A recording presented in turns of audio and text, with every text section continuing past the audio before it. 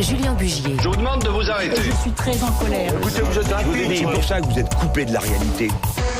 Bonsoir Anne, directrice Bonsoir. adjointe de la rédaction de l'Express. Alors ce soir, vous vouliez nous parler du psychodrame annuel des crèches de Noël dans les mairies. Oui, cette année encore, c'est le maire de Béziers, Robert Ménard, qui, en installant une crèche de Noël dans son hôtel de ville, a inauguré cette polémique de saison. Alors, essayons de démêler posément et sans esprit de querelle ce débat souvent confus. On y Et va. revenons sur les arguments avancés par le premier édile de Béziers et par les autres. Alors, premier argument, la France a des racines chrétiennes et ces dernières justifient les crèches dans les institutions publiques. Sur la première partie, il n'y a rien à redire. Rappelez que la France a des racines chrétiennes relève d'une évidence historique qui ne circonvient en rien au principe de laïcité. D'ailleurs, les spécialistes vous diront que c'est peut-être cet héritage qui a rendu possible la notion même de séparation de l'Église et de l'État, car aucun autre monothéisme ne possède la relation si particulière qu'entretient le christianisme avec la sécularité. Et justement, Julien, que dit la loi de 1905 qui entérine la séparation des églises et de l'État ?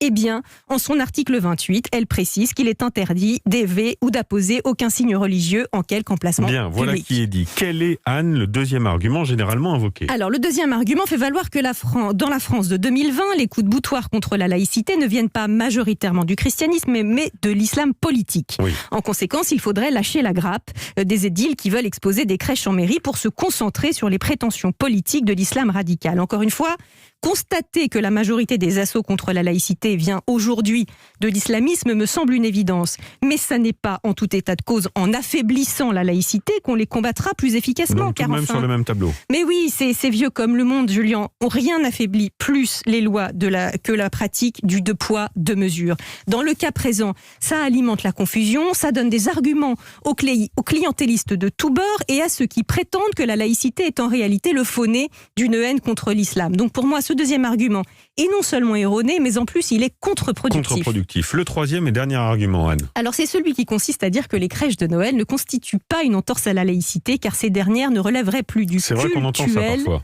mais du culturel, exactement. Alors je ne suis pas catholique, Julien, mais il se trouve que les hasards de la vie m'ont fait aller à l'école primaire chez les bonnes sœurs de Saint-Martin-du-Riage, en Isère, un petit établissement campagnard que je salue au passage.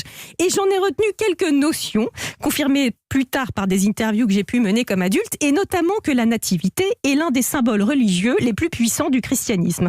Il s'agit de Dieu fait homme dans le dénuement originel de la paille, et vouloir réduire ce symbole au Père Noël de Coca-Cola ou aux citrouilles d'Halloween ne me semble pas lui rendre le meilleur hommage. Et c'est une insulte aux catholiques Et en d'ailleurs. tout cas, c'est vraiment, oui, c'est pas un hommage. En vérité, je crois que pour beaucoup de chrétiens, de bon sens et de bonne foi, la place d'une crèche est à l'intérieur des églises et dans les foyers.